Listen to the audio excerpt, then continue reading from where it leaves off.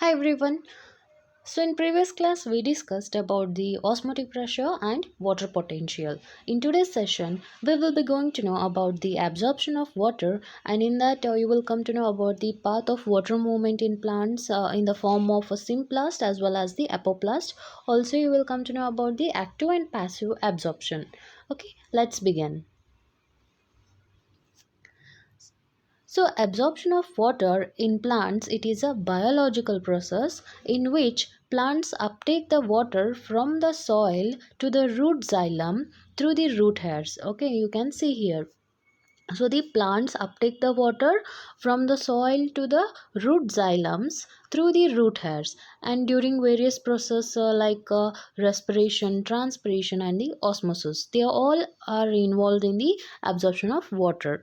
And the water supply is an important factor which directly or indirectly influences all the plant activities like photosynthesis, internal water balances and even the respiration also.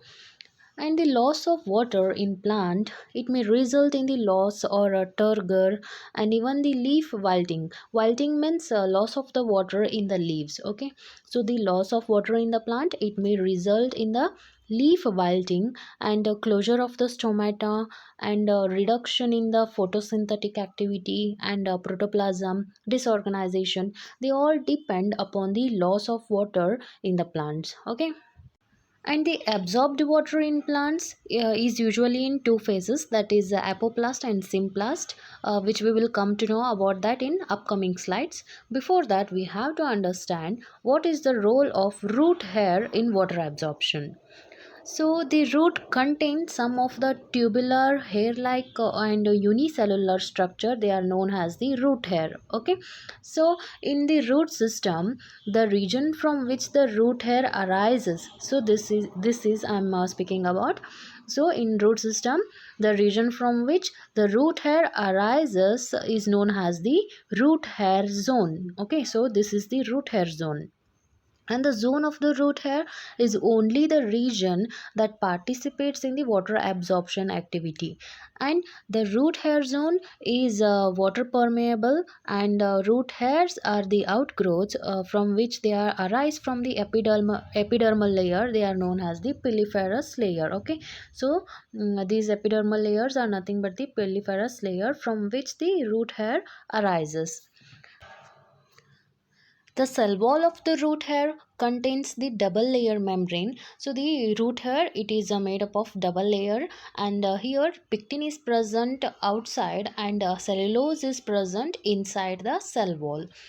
And under the cell wall there are selectively permeable cytoplasmic membrane. You can also call it as plasma membrane. And the cell wall or the cytoplasmic membrane, they allow the specific substance to pass across the cell concentration gradient. So what is the cell concentration gradient? It is a change in the concentration of the solutions which are present in the cells. So when this change occurs, this plasma membrane allows specific substance to pass across the cell concentration gradient.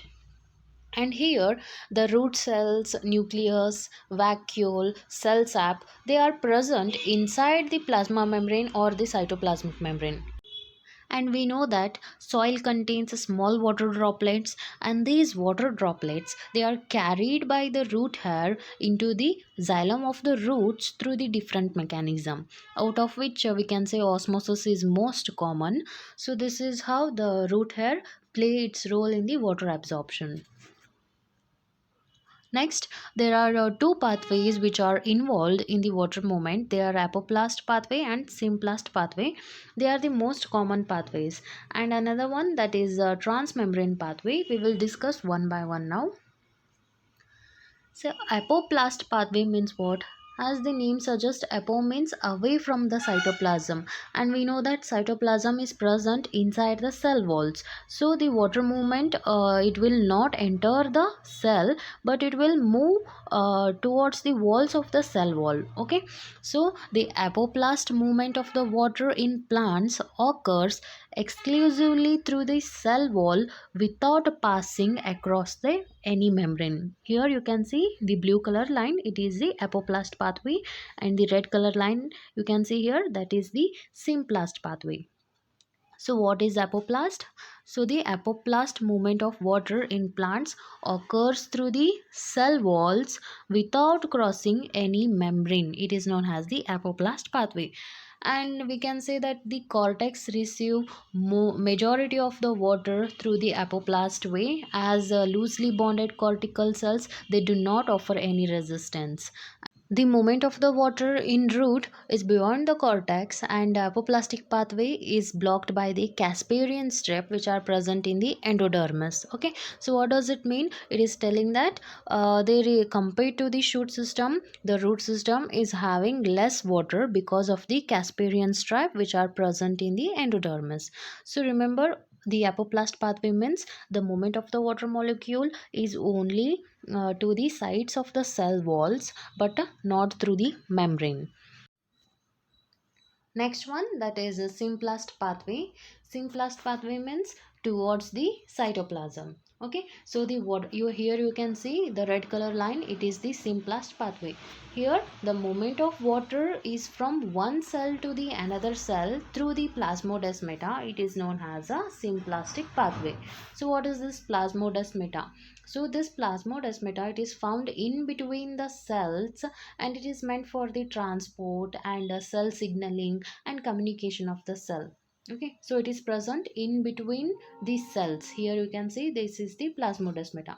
And what is symplast pathway? So the movement of the water from one cell to the another cell through the plasmodesmata is known as a symplast pathway. And this pathway compares the network of cytoplasm of all the cells which are interconnected by the plasmodesmata. And the next one, that is a transmembrane pathway. So what is this transmembrane pathway? So in plant roots, the water movement from soil till the endodermis, it occurs through the apoplast pathway, that is only through the cell wall. Okay, so by this we came to know that the water movement from the soil to the endodermis is done by the apoplast pathway. So the water movement, it is not done by the symplast pathway in the roots until the water reaches the endodermis. Okay, so in roots the water movement is done by the apoplast pathway until it reaches the endodermis. Okay, then the Casparian stripe in the endodermis, they are made up of the wax-like substance that is known as a suberin. So this suberin, it blocks the water and solute movement through the cell walls of the endodermis, and hence what happens? The water is forced to move from the cell membrane. This movement of the water through the cell membrane is known as the transmembrane pathway. Okay, so these are the three pathways we came to know. Next one, that is mechanism of the absorption is usually done by the active and passive absorption, right? So first we will study about the active absorption, later we will study passive absorption. So what is this active absorption? It was proposed by Atkins in 1916 and Priestley in 1922. So, the absorption of the soil water due to the activity of the root itself, and particularly the root hair, is termed as the active absorption. Okay, so the root cell play an active role in the absorption of the water, and the active absorption may be of osmotic and non-osmotic absorption. So what does this osmotic theory mean? So it was proposed by the Atkin and Priestley, and according to them, the water is absorbed due to the difference in water potential of the cells without any expenditure of the energy. Okay, so the root hair are always in contact with the soil water, and the first step is the absorption of the water by the imbibition of the cell walls. Hmm? And then since the cell wall is permeable, it allows both the solute and solvent through that, and the water then comes in the contact with the selectively permeable membrane that is known as the plasma membrane, and the vacuoles of the root hair is filled with the cell sap, and then now it is separated from the soil by the selectively permeable membrane. Then it reaches through the cortical cells, and then it passes through the cells and also the pericycle. Then it reaches the xylem, and from the xylem it reaches the shoot regions, that is leaves as well as the meristematic cells of the plant. It occurs due to the osmotic reason, and hence it is said as the active osmotic absorption. Next one, that is active non-osmotic absorption. So this theory, it was proposed by the Thyman in 1951 and Kramar in 1959. And according to them, the absorption of water is an active process, but occurs due to the non-osmotic reasons, even against the water potential gradient, they say. And generally it has been observed that the absorption of the water still occurs if the concentration of the cell sap in the root hair is lower than that of the soil water. And normally under such condition, the exosmosis of the water occurs, and that is why the water molecules diffuse out from the root hair into the soil water. But still, the water is absorbed against the concentration gradient, that is from lesser water potential to the higher water potential. And the Timon and Bogan, and also one of the scientists known as Prill, they suggested that the absorption of the water against the concentration gradient requires the extra energy, and the energy is not directly involved in the absorption, and probably it increases the permeability of the cells and the absorption and also the accumulation of the salts in the xylem saps. And recently, another scientist known as Peter, he introduced the concept of aquaprions to explain the absorption of water by non-osmotic mechanism. So what are these aquaprions? So it will be asked for 2 marks question. So the aquaprions, they are protein molecules embedded in the cell membrane, and they are specially designed for transporting the water molecules across the membrane. And for this he got the Nobel Prize in 2003. So what is this active non-osmotic theory says that, so the absorption of the water occurs by the non-osmotically. So the non-osmotic active water uptake can also be supported by the fact that there is a correlation between the rate of absorption and respiration, and the water absorption rate is lowered by the low temperature, that is the oxygen tension, and the respiratory inhibitors are also affected by the non-osmotic absorption. So this was about the active absorption. Moving towards the next one, that is passive absorption. Passive absorption of water occurs mainly due to the activity of the upper part of the plants. The upper parts are nothing but the aerial parts, they are shoot and leaves. And water is absorbed due to the process of active transpiration which takes place in the shoot and the leaves. So in passive water absorption, the water is absorbed due to the process of transpiration.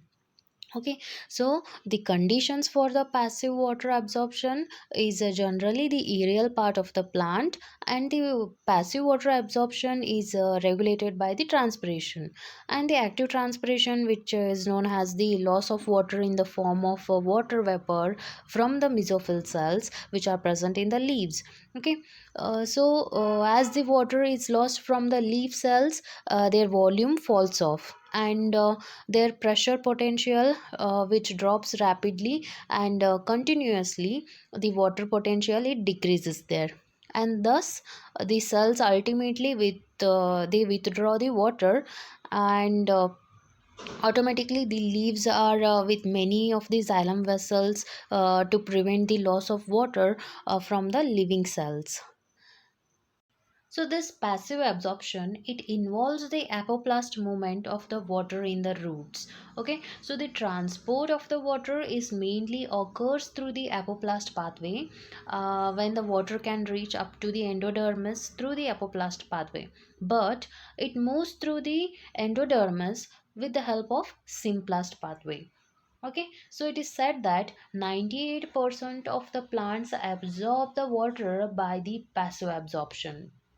So when the roots are cutted, so the plants support the absorption by the passive absorption. Okay, so this was about the passive absorption of water. Next, if we see, that is factors affecting the water absorption. So there are many factors, we can say, or we can separate them as the internal factors as well as the external factors. So the internal factors which affect the rate of water absorption, they are available of the water, or you can say availability of the water to the roots, and the concentration of the soil solution, temperature of the soil, aeration of the soil. Okay, so these are the internal features which affect the rate of water absorption. And then external features are nothing but the root system, rate of transpiration, and also the soil water, soil aeration, and sometimes the temperature may also affect there. So these are the few factors which affect the water absorption. And lastly, if we see, that is a difference between active process and passive process, that is active absorption and passive absorption. So the active absorption, firstly, it is due to the activity of the root and particularly the root hairs. Okay, then it occurs, this passive absorption, it occurs due to the activity of the shoot and the leaves. So it is due to the activity of the upper part of the plant, such as the shoot and leaves. Secondly, that is active absorption. So this active absorption occurs due to the two kinds, that is osmotic absorption and non-osmotic process. Okay, so it is involving two kinds, that is osmotic and non-osmotic. And this passive absorption, it only occurs due to the transpiration. In active absorption, so it depends upon the dpd. Dpd means diffusion pressure defect. And what is this dpd means? So it is the proportion by which the diffusion pressure varies between the two solution. So the rate of absorption, it depends upon the dpd in active process. And the rate of absorption in passive absorption, it depends upon the transpiration, or it you can say that it depends upon the tension created in the xylem sap, that is nothing but the transpiration pull. In active process, it depends upon the, or it shows the symplast pathway movement. And in passive absorption, it shows the apoplast pathway. Okay, so the another difference is that in passive absorption, so the evidence can be given here. So evidence like root pressure, bleeding, and the guttation. So the active absorption, it is having an evidence of root pressure and bleedings and guttation. And in passive absorption, we can give the example of root cutting. And if we cut the root, obviously the shoot or the aerial parts of the plant, it will go under the process of passive absorption. So these are the difference between the active and passive absorption. Okay, so in this class, you came to know about the path of the water movement in plants by the form of apoplast and symplast pathways.